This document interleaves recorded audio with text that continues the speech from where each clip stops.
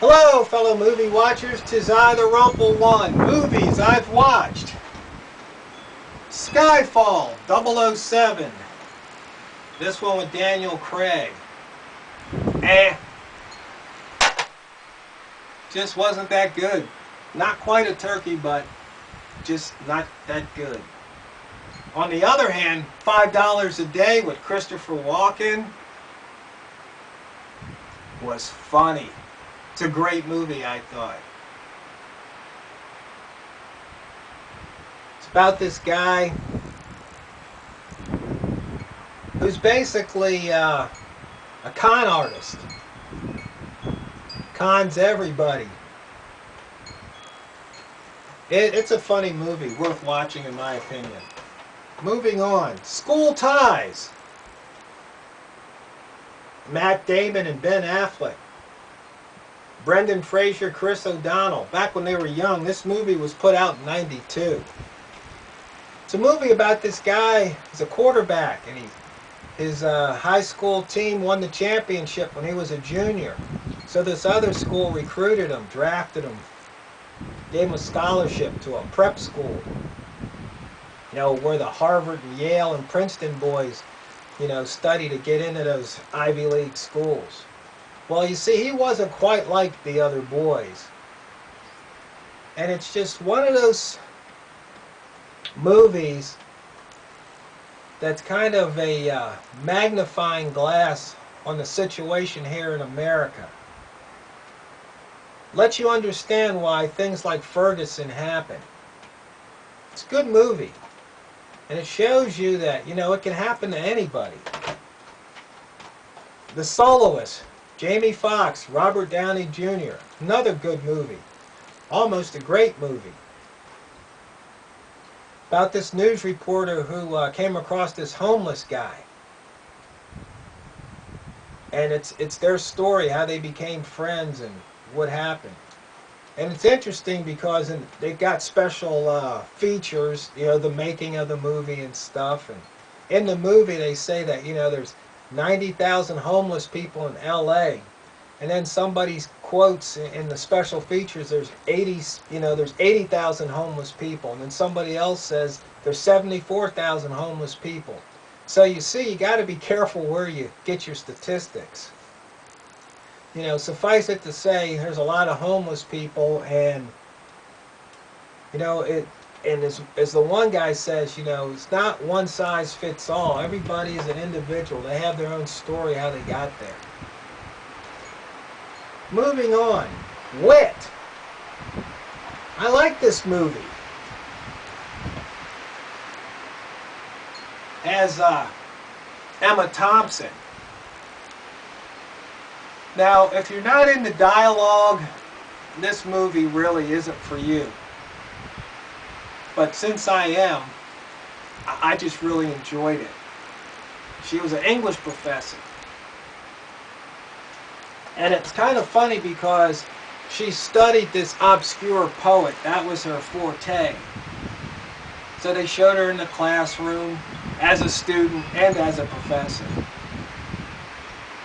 But the movie's not really about that. It's more about her struggle going through cancer. And it's kind of funny because, you know, she had to learn whole new vocabulary so she could understand what they're talking about. And you could see how, in her case, there was no real bedside manner by the doctor. She was more like a lab rat, a specimen, something to be poked and prodded, rather than something to be cared for. It's a good movie. I recommend it.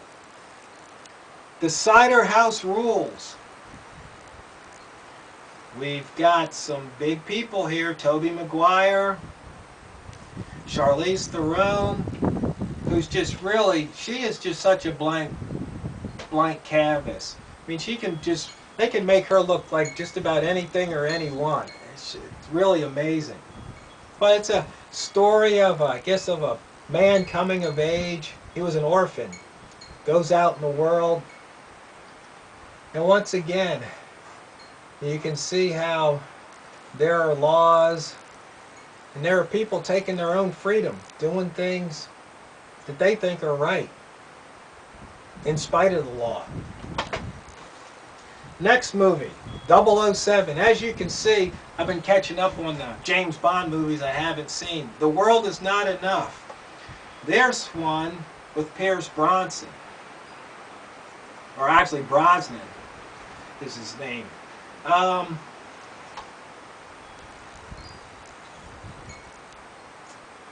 Just not quite up this James Bond caliber. I mean, not in my opinion. I'm curious what you think. The Book Thief. Another good movie. World War II.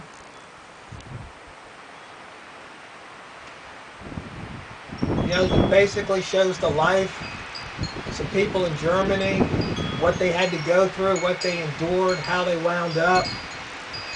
Told through the eyes of a little girl. Good movie. I recommend it. And finally, Trumbo.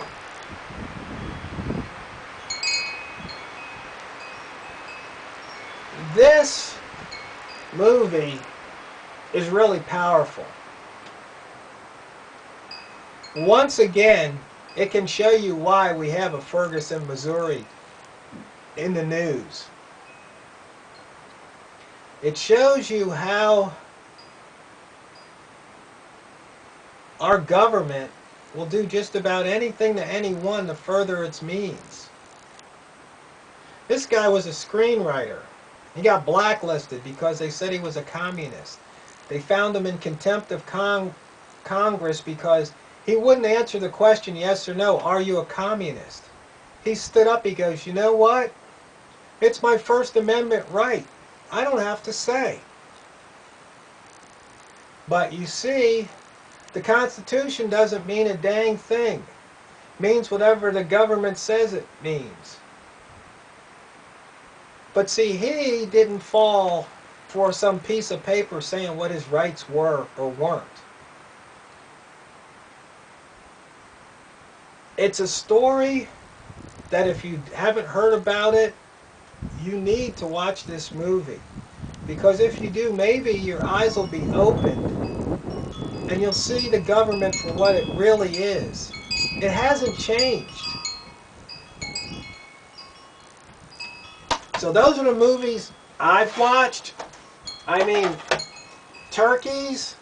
Well, like I said, the two James Bond movies, I really wouldn't call them turkeys. They weren't as bad as that other one I watched the last time, but I wouldn't rush out to get them. But this Trumbo movie, you need to see it.